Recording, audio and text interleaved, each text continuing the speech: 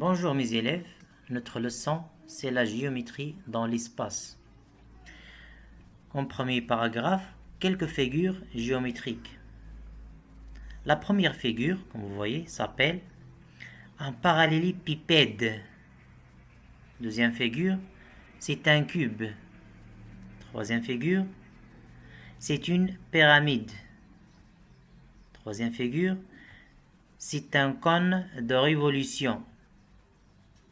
Cinquième figure, c'est un cylindre. Deuxième paragraphe, le pavé droit. Voilà une figure. Voilà la base A, B, C, D, la base supérieure. Et voilà la hauteur qui est la distance entre les deux bases, ou bien la distance DH qui est 7 cm. Les faces d'un pavé droit sont rectangulaires et parallèles 2 à 2, comme vous voyez. Ils sont parallèles 2 à 2. Deux arêtes consécutives sont perpendiculaires, comme vous voyez. Le AD et le DH sont perpendiculaires.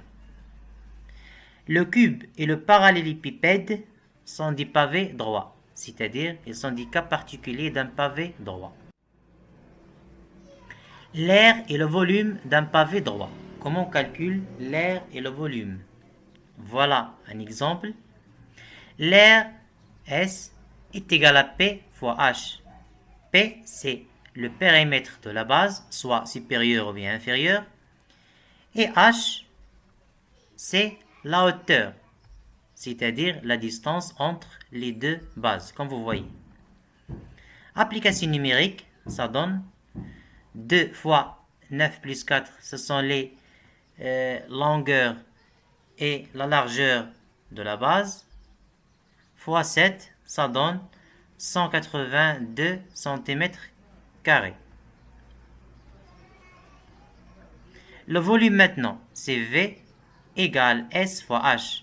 S, c'est l'aire de la base et H, c'est la hauteur toujours.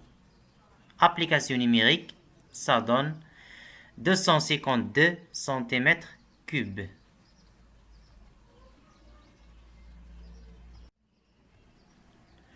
La pyramide maintenant. Voilà la figure. Définition. Une pyramide est un corps constitué d'un sommet. Un seul sommet, bien sûr. Et d'une base. Se forme d'un polygone. Comme vous voyez. A, B, C, D. La surface latérale. C'est la somme des surfaces de toutes les faces de cette pyramide. Le volume. V égale à 1 tiers fois B fois H. B, c'est l'aire de la base. Et H, c'est la hauteur. Ça donne, application numérique, ça donne 40 cm3. Le cône de révolution. Voilà la figure. Définition. Un cône de révolution est constitué d'une base qui a une forme de disque et un sommet S situé sur la perpendiculaire au plan de la base, passant par le centre O du cercle de la base.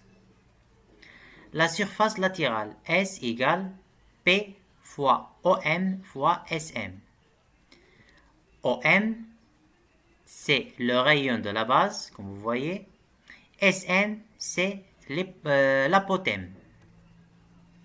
S égale P fois 3 fois la racine de 58. La racine de 58, c'est SM.